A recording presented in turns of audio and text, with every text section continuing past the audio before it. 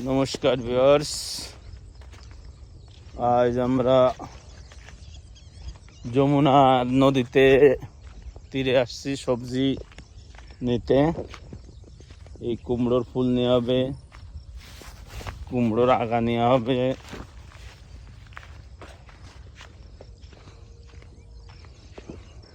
ये যমুনা है, देखो दिल्ली যমুনা।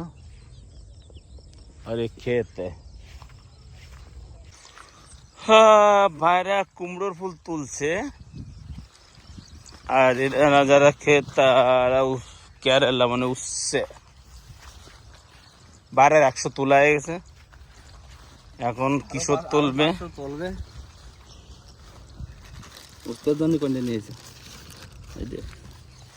কিশোর বাবু লেগে গেছে,